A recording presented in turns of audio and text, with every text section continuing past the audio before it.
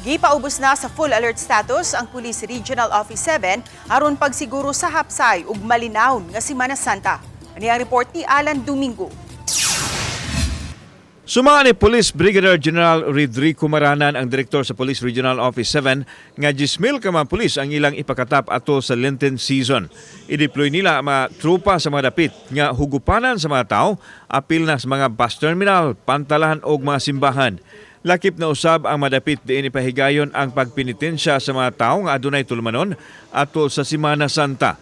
Dahil nga po tayo naka full alert, maraming pulis tayo makikita at merong more stringent security measures na ipatutupad sa mga bus terminal, seaports and other places.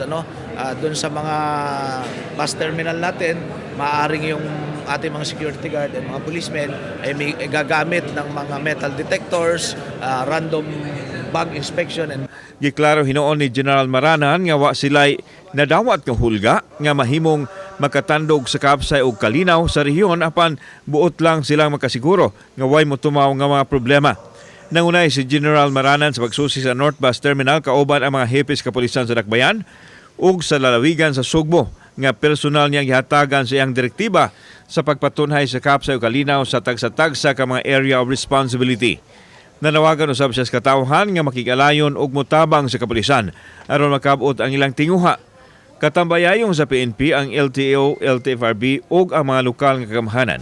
Makiisa po tayo at mag-cooperate sa mga security measures na ating pinatutupad sapagkat ito naman hindi natin ginagawa para sila ipahirapan o para sila ay sikilin, apihin, kundi ito ginagawa natin para masiguro natin na ligtas po ang lahat ng ating mga kababayan. Kauban si Clover Lumayag, ako si Alan Domingo. Balitang Bisdak.